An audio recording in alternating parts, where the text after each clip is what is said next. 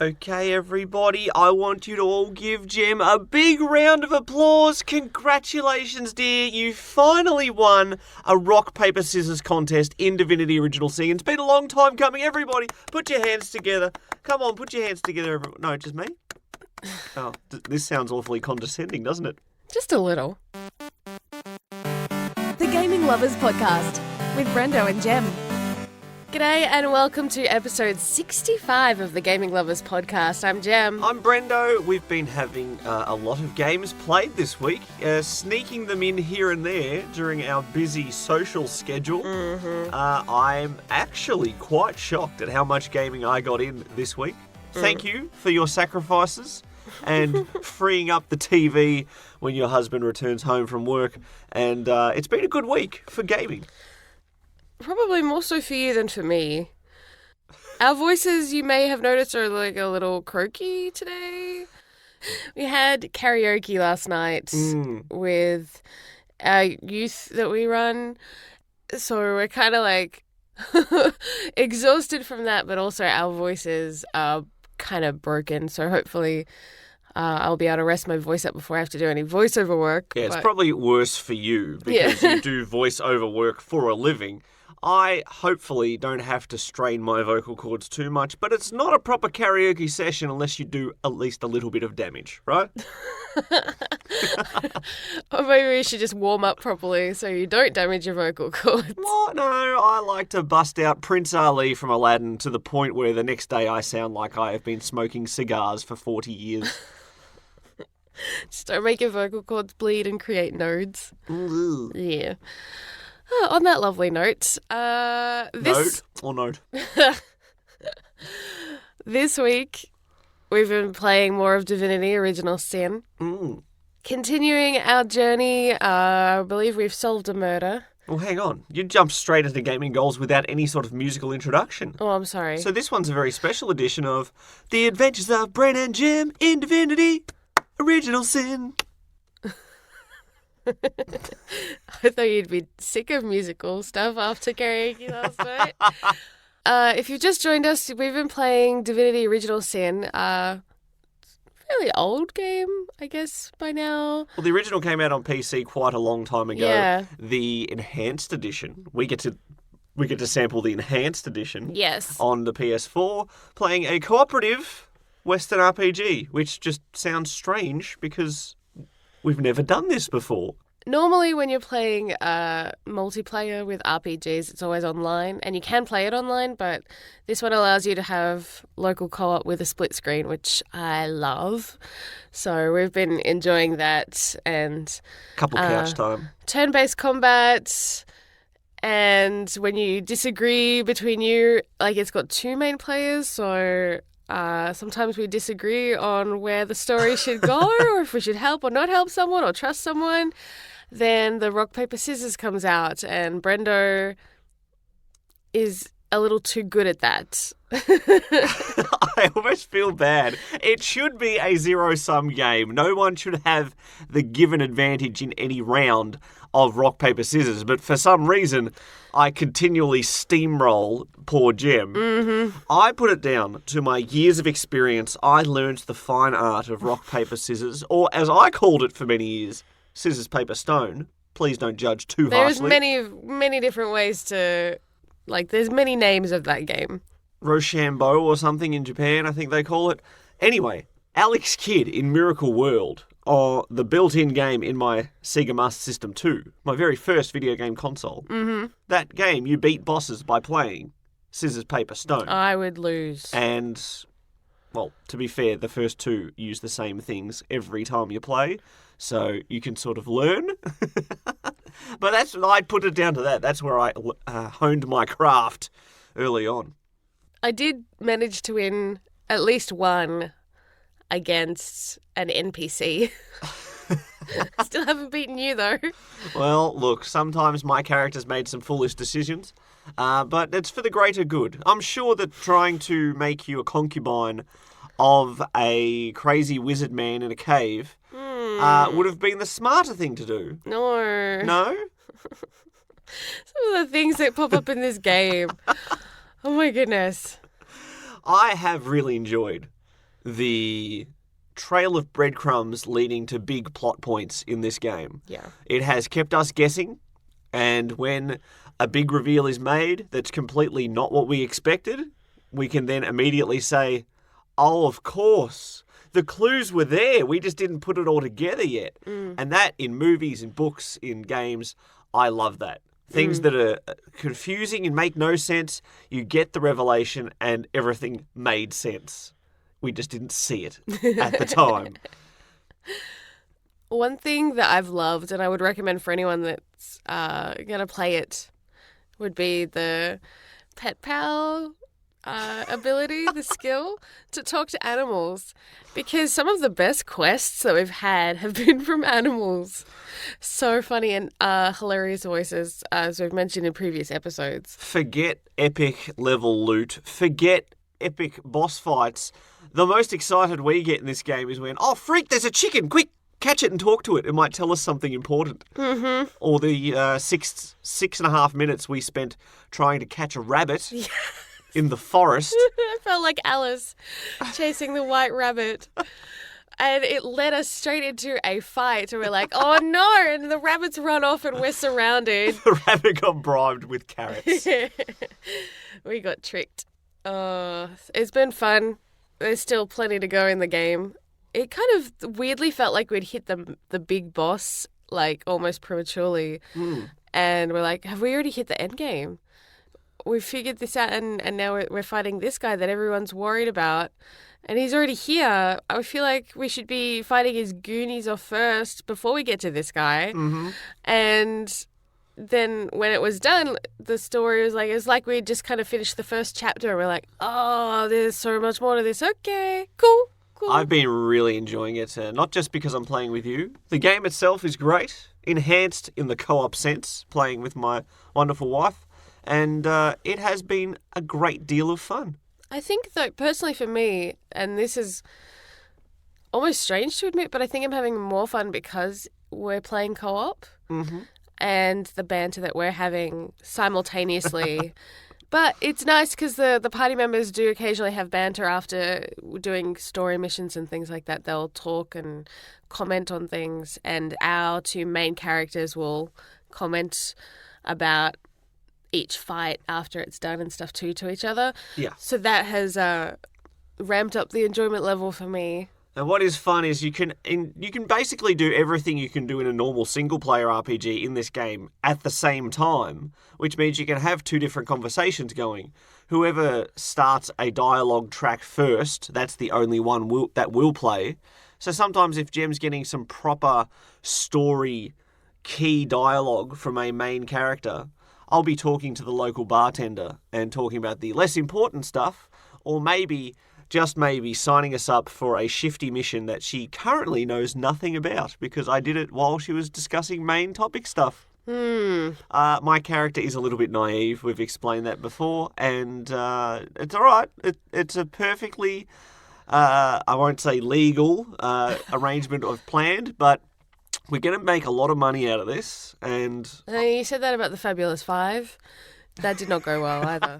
Where are they now? Where were they done with your money? They've run. I'm sure that's just a misunderstanding. It's just a misunderstanding. That's all. So long as you don't make choices like this in real life. I have signed us up for a great little cult running down the street. So, you know, they meet on Fridays. Under full moons, that's all. So it doesn't take up too much of our time. Oh my goodness. So aside from Divinity Original Sin, what have you been playing? Because that's pretty much been my only gaming this week. Everything else had been kind of getting that karaoke event ready. So what have you played? Well, I've played a lot of Chrono Trigger. Mm-hmm. Chrono Trigger, the game that I have been wanting to play for years, finally getting around to it. It may be a little shorter than I expected it to be. As a full Japanese RPG, I feel like I'm at the end game. And I don't know if this is just a Divinity Original Sin situation where it's a fake end game, but I've pretty much done everything, explored everywhere, and am currently enjoying one of my favourite things in Japanese RPGs in particular, and that is that you have a full party now. You have the world has opened up to you, and just like in Final Fantasy X and games of that ilk, you can then go around the world, do specific challenges, specific quests, specific storylines, specific dungeons to get everybody's ultimate weapons and to get closure on their stories and things like that before you dive into the fight against the big bad. Chrono Trigger has an interesting twist in that I'm fairly sure I could have, if I was up to the challenge, fought the final boss at any given time. Because I told you that throughout the different time zones you can travel to throughout the history of this world, you can jump straight to the moment where the big creature emerges from the ground and destroys the world. And you can fight the boss. And most likely lose because you will be underleveled, underpowered. Yes. But this game does have New Game Plus. So I'm thinking if you're powerful enough by the end of your first playthrough, or perhaps even your second or third, you could start the game and as soon as that unlocks, you just go and fight it and kill it straight away. A good 2-hour RPG. Wonderful. A lot of Japanese RPGs are deceptively tricksy when it comes to their endings. I think Cold Steel, though, the amount of times I thought I was at the end game. Then they slapped on this whole little extra story with characters that I had never heard of before after I had a different ending. And I'm like, what is going on? Just end.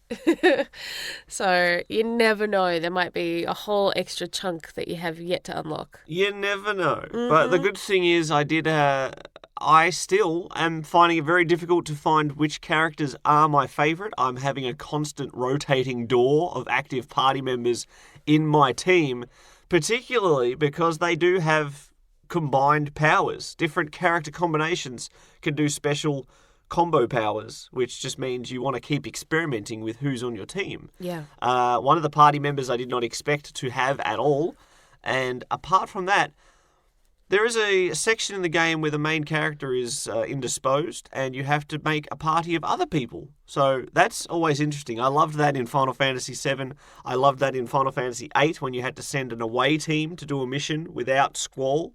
And in Chrono Trigger, I enjoyed it too. And I think I made Frog my unofficial leader during that time. He is a frog man who was cursed into a frog. And he ribbits every time he has dialogue. He makes a little... Say that again? No. Just because I'm not sure if I've done it right. I can't do my normal range of sound effects because of my throat. Darn you, Prince Ali.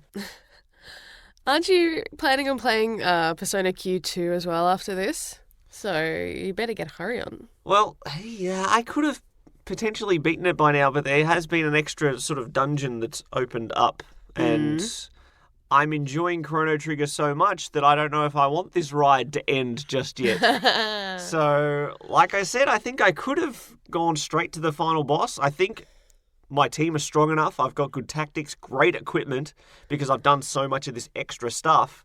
I don't know if I want it to end just yet. I've been having such a good time with the game. Have you ever had that where you've been enjoying a game so much you don't want it to end? Oh, all the time.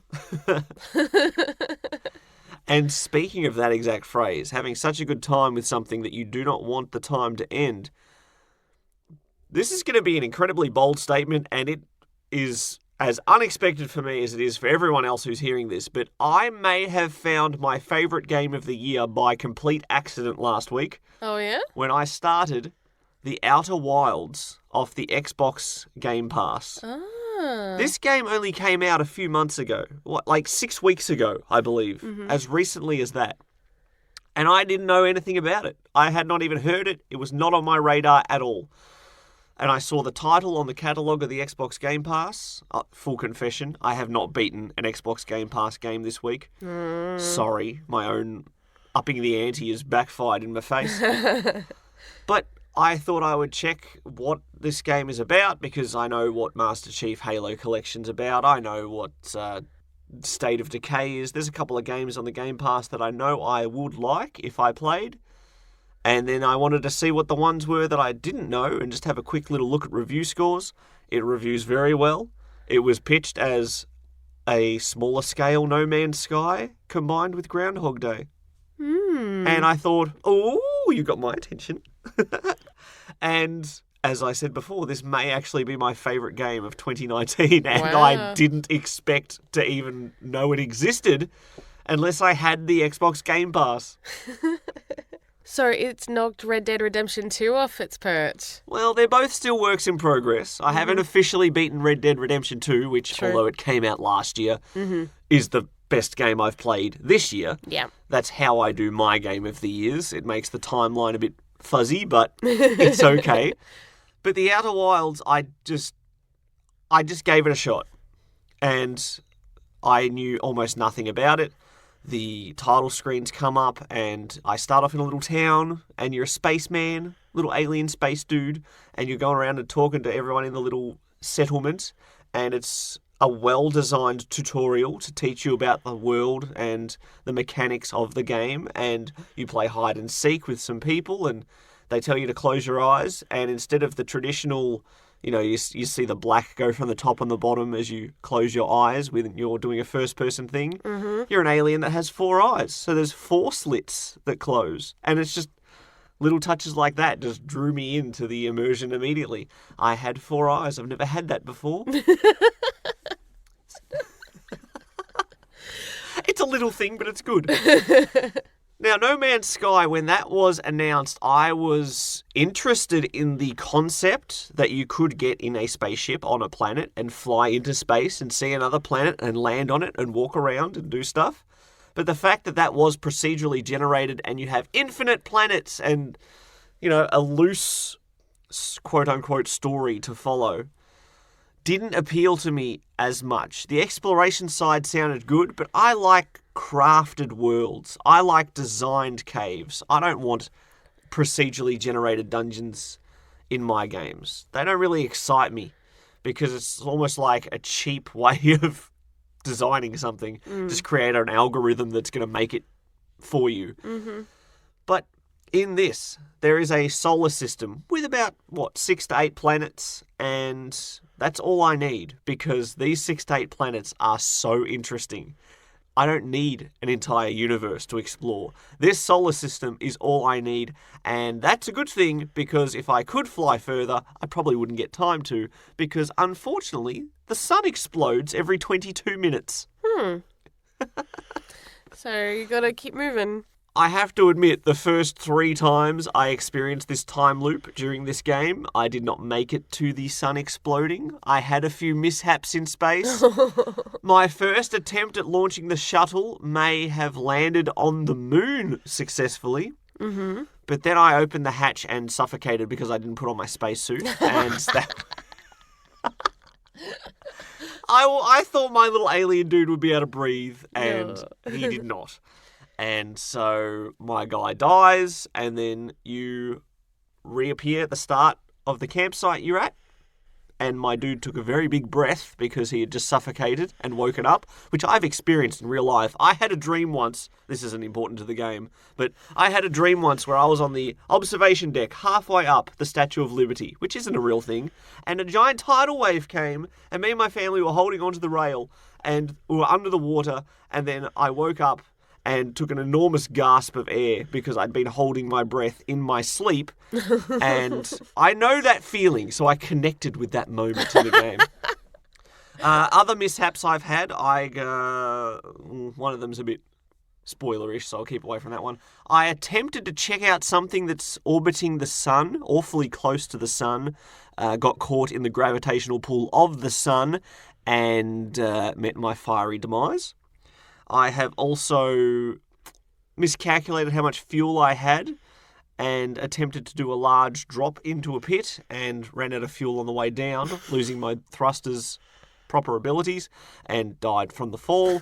I got stuck in a room, which you saw me, which has gravity on the roof and the floor, and couldn't get a way out, and I wanted to restart the time loop, so I just kept launching myself upwards, which then spun the gravity, which meant I was falling at a fast pace, and kept doing that repeatedly until my helmet cracked, and I died. That one was a little more deliberate.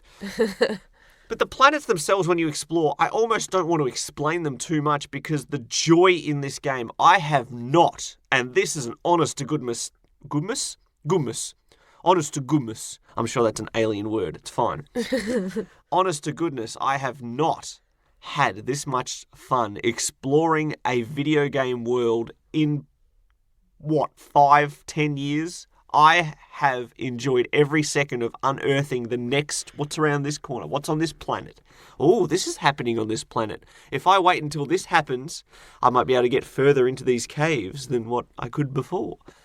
You've got a watery planet with storms. You've got a planet that has a black hole at its core that slowly deteriorates and falls apart.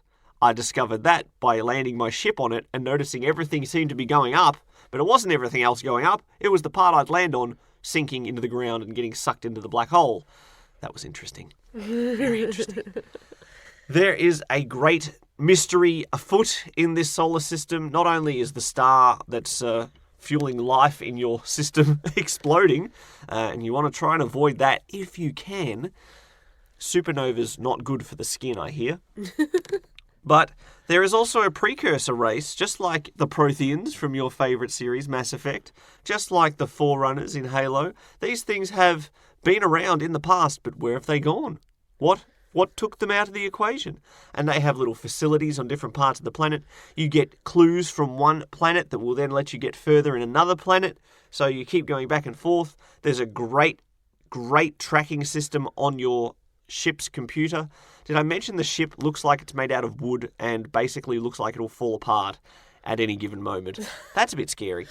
But the computer in your ship tracks all the information and rumours and dialogues that you've found while you explore, so you're never lost as to what to do next. You've always got a few threads that you can pull on and unravel more mysteries. This game is great. I didn't expect it to be brilliant, and I've had a really good time with the Outer Worlds. It sounds like you're having fun. Mentioning the space shuttle reminds me of when we were at NASA, and you see the actual shuttles that have been used in space, and you get a closer look at the materials that they used to build them, and you're like, how did they go into space in this? It's like, it looks like something made for a school project. Not only into space, they got back as well. Yes. Through the burning atmosphere. Mm-hmm. And yes, it does look like it's made out of craft supplies and glue. Yeah. It didn't look safe, but that's how they're made, and so many technological advancements and lighter materials and things have been discovered because of all their trials and errors that they've done through those programs. So it's just kind of funny that you mentioned how the spacecraft looked like it was going to fall apart, but so do ours. One of the earlier dialogues you get in that game is somebody worried the fact that the ship has its thrusters pointed down and the landing pad that you're going to launch from is made of wood on the top of a big tree and has caught fire before. Yeah. Probably not the smartest choice for a space program. No, but it depends. You might not have anywhere else to launch from. I'm fairly certain that The Outer Wilds is available on Xbox One and PC, potentially exclusively through the Epic Store. If you haven't played it, give it a shot. I demand it. Your big rubber stamp of approval? Oh, I'll even double stamp this one. 2 different colours if you want them, provided I have the ink for it. So is that all in your gaming goals for this week? That's all for my gaming goals. I didn't expect to put anywhere near as many hours as I did into The Outer Wilds, so it ate up a lot of my space time. Well, up next, we're going to be talking about gamers feeling entitled about what they deserve in their video games and whether that attitude needs a bit of a shift in our culture. Share the love. Like us on Facebook at facebook.com/The Gaming Lovers.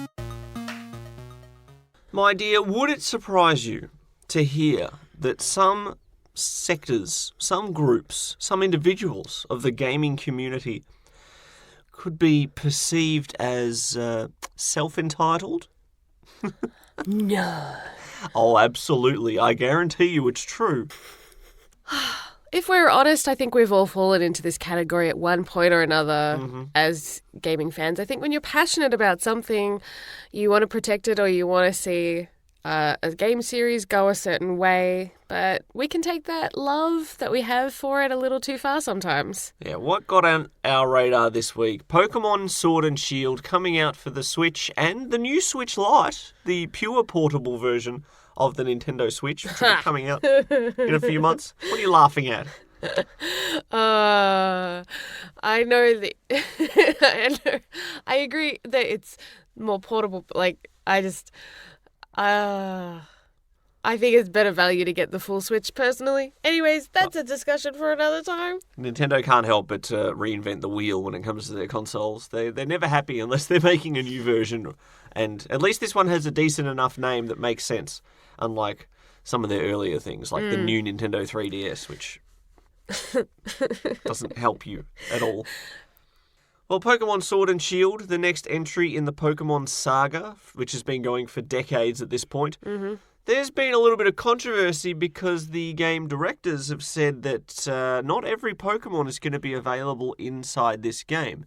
Now, at this point in history, we have over 800 Pokemon, and supposedly trying to animate 800 Pokemon for specific animations across the board is going to be a bit too much work. They have other things they want to focus on doing.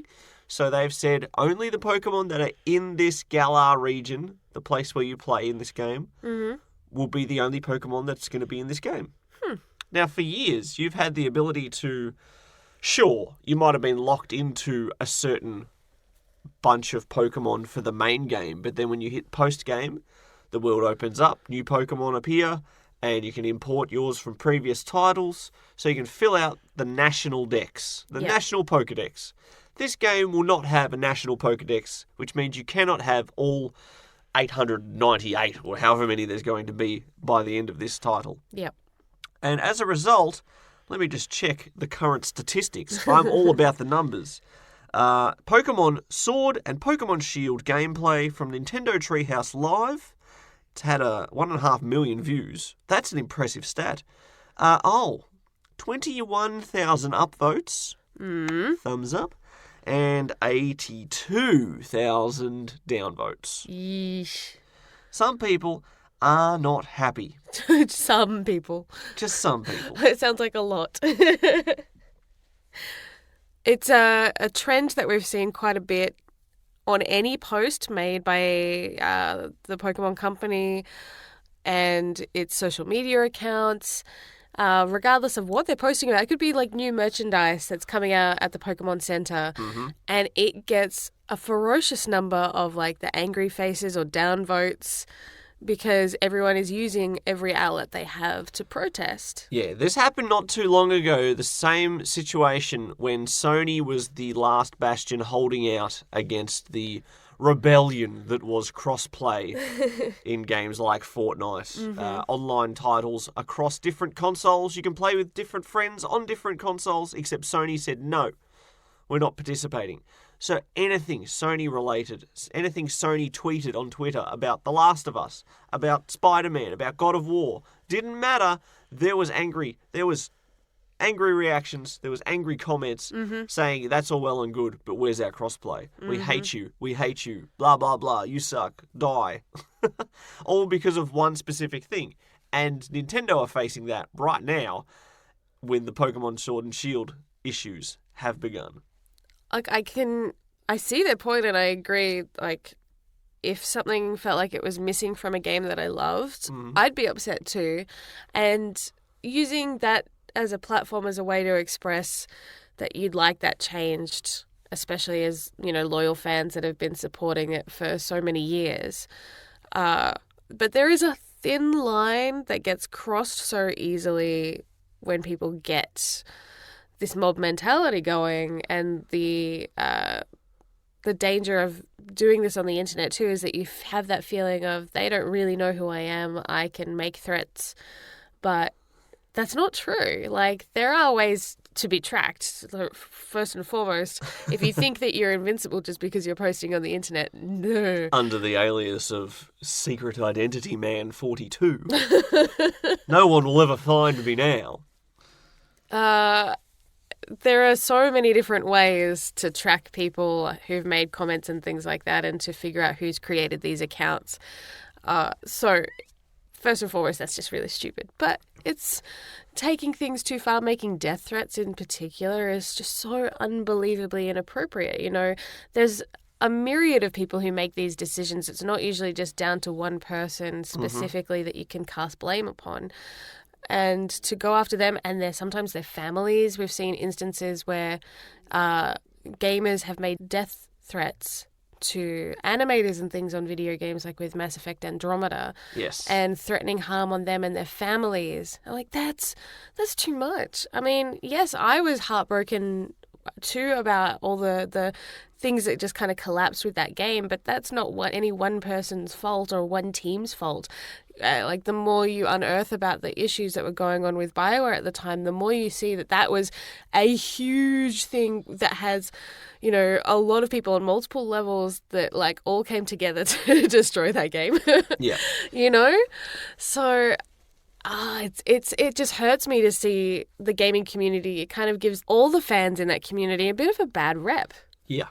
Adding fuel to the fire, if there was a good excuse for why they have limited the number of Pokemon that will be available in this game, maybe people would be more forgiving. Yeah. Their excuse was that in order to represent the collection they have in Galar with the best possible resources, they wanted to have a much higher fidelity with much higher quality animations than ever seen before in a Pokemon game. Mm-hmm. Now, with all the footage that we've seen, and you see someone doing a tail whip, and it's the exact same animation that we've seen since, like, the Nintendo 64, that's when people start saying, well, this is absolute garbage, because you're using the same models, you're using the same animations as the 3DS had, and any mobile game like Pokemon Go that has a Pokemon in it in a 3D model, it's usually the same model. It's usually the same animations.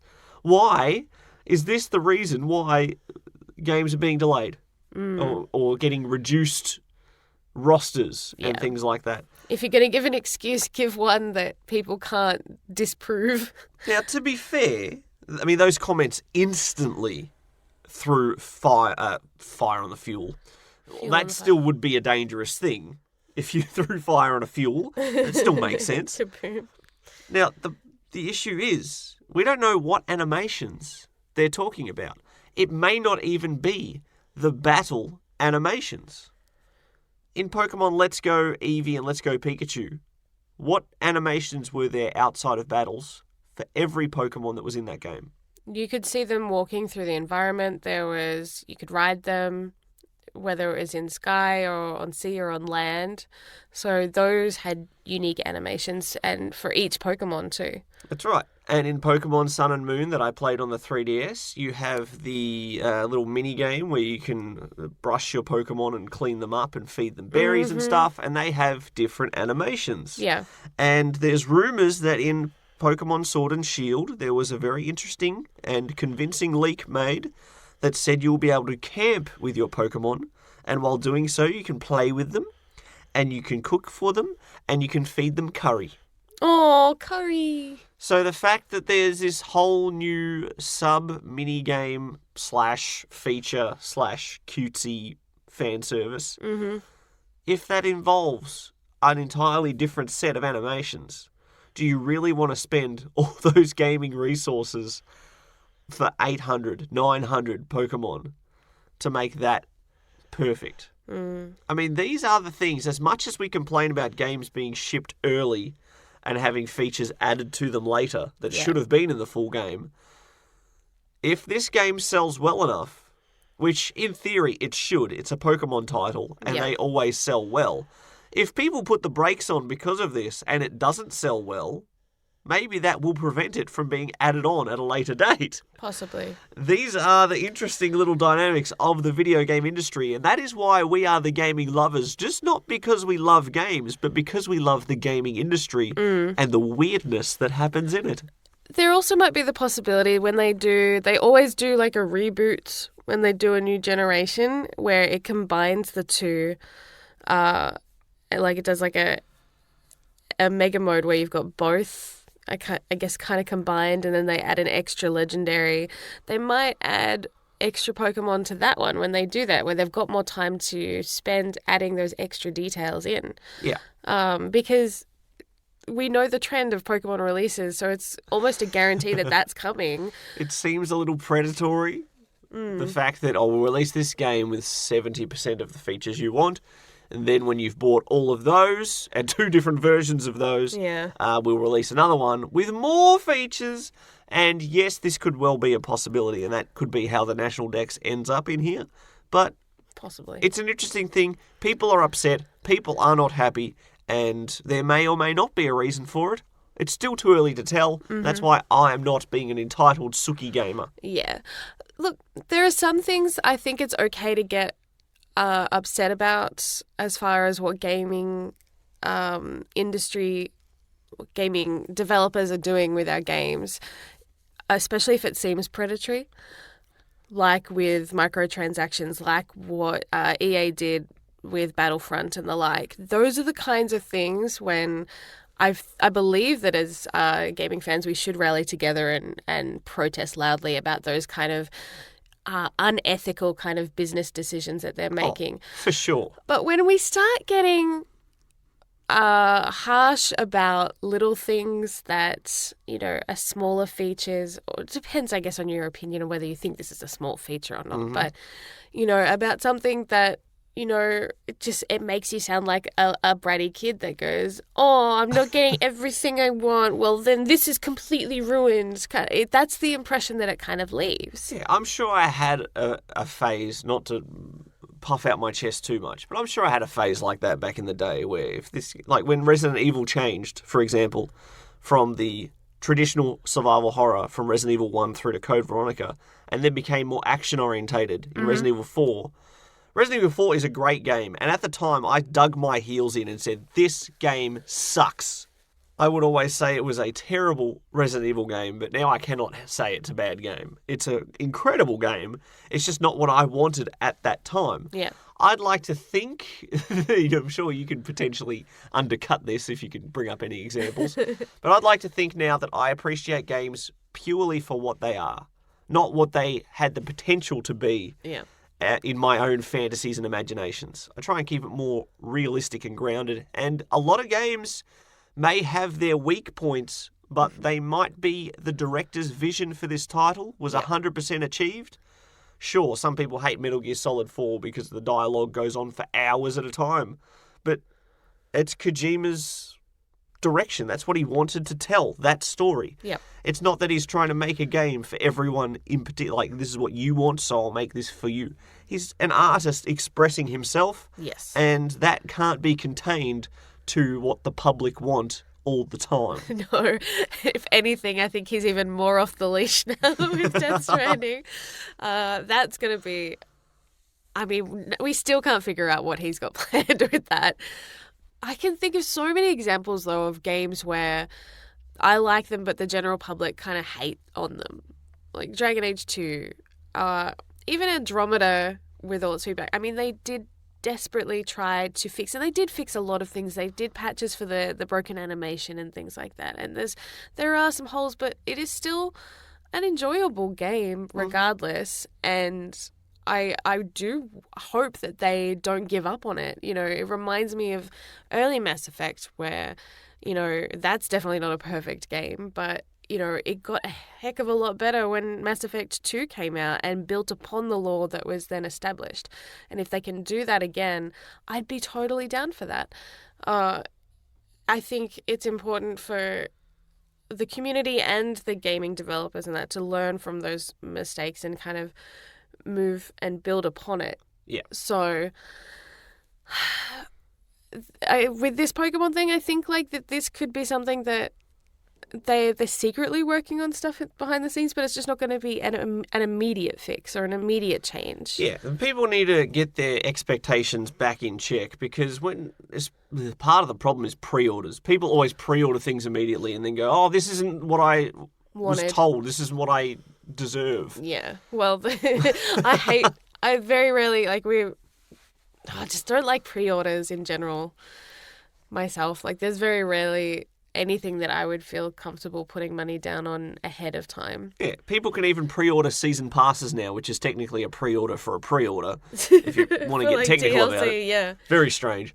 But the fact that when people pre-order things and then they come out and the review scores are not up to scratch, like Anthem, for example, which was a lot more hollow than what it looked to some people. And then they were up in arms that I've been lied to, I've been deceived. This is not what I was promised. This is not what I expected to get, this quality of goods. Mm-hmm. And you sound like a child on Christmas who complains because you got 17 presents and your sister got 19. And I may have had that once in my life, but I've moved on. Yeah. Since then, I have got the extra 2 presents. And that said, there are still plenty of gamers that did enjoy Anthem. We have listeners that have messaged in, because we've come pretty hard down on that game, to be fair, on this podcast. But we've definitely got fans that have tweeted us and come to its defense and have had a lot of fun playing Anthem. So just because it's not what your cup of tea is does not mean that someone else isn't going to enjoy it as it is and as it's released. Yep. So I think that is another thing we need to be aware of, is that it may not be what you want, but it might be really what somebody else does. Yeah. And part of the reason why people think they get lied to so much is because the video game developers sort of like to keep a lot of cards to the chest, especially if things are not going all that well. Yes. And maybe they do need some more time to be delayed. Miyamoto has said in a quote something like, a delayed game, I can't remember the actual quote, and this is going to be a complete paraphrasing, but, a game that gets delayed to improve will be a better game than a game that's rushed out, which will always be a bad game. Yeah. Something like that. And there's always going to be issues in development, and things aren't always going to be the way they are. If Pokemon Sword and Shield had have launched and then people discovered there was no national dex, then you might be able to get a little bit upset. But 2 years ago, a developer, a programmer who worked at companies such as Ubisoft and BioWare, he went on a Twitter spree explaining the thoughts from the other side of the fence, from the developers, from the programmers. And because the community is so toxic, they don't want to communicate these things because they're afraid they will be eaten up in downvotes and destroyed with comments and hate online. So they try and keep everything more secret because they don't want that feedback. Because everyone's so negative these days. And especially if you put yourself out there and say, hey, I work for them, then people go, oh, look, we've got a target to harass. Unfortunately, that's part of this, not just gaming culture, but just internet culture, I think, of being able to find anyone and everyone. Yeah. And yeah, it's scary how easy people think it's okay to bully people just because it's not face to face. If you've ever had anybody tell you how easy it would be to do your job right, I may have experienced that once or twice being a train driver in Melbourne. Yeah. I'm sure that programmers and developers I'm sure they'd love to be more candid with the public, but then you get the public saying how easy it would be to add multiplayer to this game, or how easy the fix this would be to add in the national dex. No job is as easy as it ever looks. Period. Regardless of industry, every single job in the world is harder than you think it is. And mostly because, especially if you have to deal with people, then everything is multiplied by difficulty. Yeah. But another reason why a lot of developers would keep things close to the chest, or just anyone in the gaming industry that are creating these games, is non-disclosure agreements. They're not allowed to tell you anything. And anything that does get leaked, they are breaching a legal document. I have to sign them on a regular basis for various works that I do. And, even telling Brendo the brand name of an advertisement that I'm doing before it airs would be a breach of my contract. So, but I'm your husband. How could you do that? How could you not be honest and open with me after signing a contract that's legally binding? Exactly. There's reasons why they can't tell you things a lot of the time, and they want to protect, they want to let people just enjoy the surprise of playing a game. back in the, I guess, the golden era with like the Nintendo 64, before the internet was really taking off the way it is now, things were a genuine surprise. Like, you would just pick a game because it looked interesting, or, you know, the name made you go, "Oh, I think I might like to play that." You'd look at the box art, you might read the blurb on the back, and that was all you had. Maybe a magazine review. And then just go in and play it, and you weren't swayed by other people's opinions or by trailers or by false news or rumors going around on the internet. You could just enjoy it. And if you enjoyed it, you enjoyed it. If you didn't, oh well, it wasn't for you, right? Yep. Congratulations, we've officially hit the, back in my day, gaming was so much better. Gaming was so much I'm not better saying that back the in our games. day. I'm not saying the games were better. No, I'm not saying games were better. I'm saying gaming was better. I'm saying The culture was better. culturally, you know, being cut off a little bit did help. You know, sometimes we hurt ourselves by almost being too active online with these things. It's this vicious cycle. You know, we want to talk about the games we love. We want to get pumped up about it, but sometimes in doing so, we can overdo it. Yeah. It's kind of like my friends that love to look up everything about a movie that they're excited for before they've seen it. They watch every trailer. They try to find all these behind-the-scenes stuff long before the movie comes out, and then they've spoiled so many things. And then they're disappointed if the movie doesn't feature a scene that was featured in, like, the trailer and stuff like that, which happens all the time. You know, that's a pretty common practice, but, you know, then they get really upset over that. But that's the nature of the business. Need to keep our expectations in check. Need to make sure that we, if you have a complaint or you're worried about the way a project's going, maybe try and do it a bit more peacefully. There have been some protests about the fact that there is no Half-Life 3 in the past. A group of players, a large number of players, all logged in to play Half-Life 2 at the same time to raise awareness for the fact that they wanted Half-Life 3. Peaceful protest. It can be done. It can be. You could even do like a crowdfunding project and show that there is fiscal interest in getting things like that started. Fiscal. You know?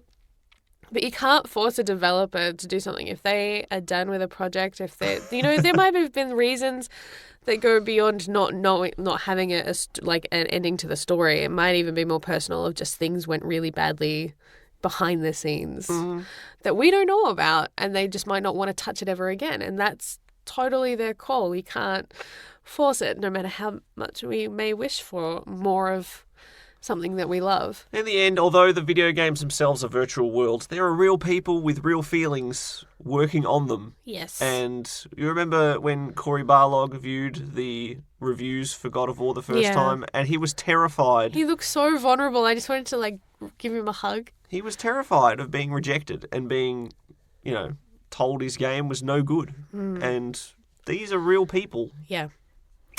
I want them to be loved. Yes. All of them. And they should be allowed to make some mistakes occasionally. I think we need to show a bit more grace and forgiveness, and not come down so hard on them for every tiny little thing that goes wrong. You know, because in their shoes, you know, we would make mistakes too. Well, I wouldn't. If I made a game, it would be the perfect game. 100 out of 100 average review score. You're going to make us a game? When I say average review score of 100 out of 100, there's one review and I wrote it.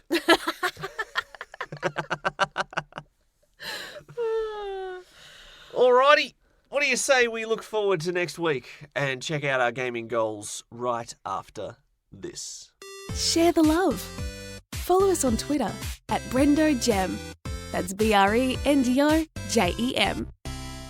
A new week rolls on in, and I'm pretty sure our roster of games we're targeting is not going to change that much. No, not much. I'm still trying to think of what maybe a small game I can play on my own when you're at work and I'm not working, and if I have downtime. There's so many like little like asterisks next to this of when do I have free time that I actually can kind of game solo. We're after something small. Do you remember when you tried playing Papers, Please for 4 in Feb and you played something a little bit unexpected, a little different, that only took a couple of hours? Well, I'm feeling like I should try to get back to my Vita. Mm-hmm. I keep putting games that I have on there in stasis, like on hold, just in the abyss, floating around, going plana, plana. So, yeah, maybe I should go back to some of those neglected games. Well, set yourself a goal for gaming of some sort. How much do you want to make progress through X amount of hours, or is there a milestone in that game that you want to try and hit? What do you think? And what game are you even playing? You haven't even mentioned. Well, I'm filtering through in my head. I have like a catalogue of games that I'm like swiping through. I would feel guilty if I started a new game as much as I want to. Code Realize, poor thing, has been stop-started so many times. So I think I need to at least finish a first, like, full story mission thing. And then, you never know, I might start it and, like, get back into it again. Mm-hmm. But because I've paused it so many times, I've kind of lost steam. Sometimes all you need is that commitment to say, yes, I'm going to play this for 20 minutes. And then that 20 minutes becomes an hour. And then the hour is like, yeah, I'll grab a snack and then I'll keep playing. Sometimes you just need to actually do it. And you forget how good something is to just get in the zone with. And if a game is a little too good, then I forget to eat. And I'm like, why am I, like, so weak? That's not a good thing. But it happens a lot. God of War did that to me. Oh, what about you? Aside from playing Divinity Original Sin with me, what are you going to play? Yes, 100%. I do definitely want to play Divinity Original Sin. Unfortunately, our schedule has meant that we've started sessions at like 11 o'clock at night.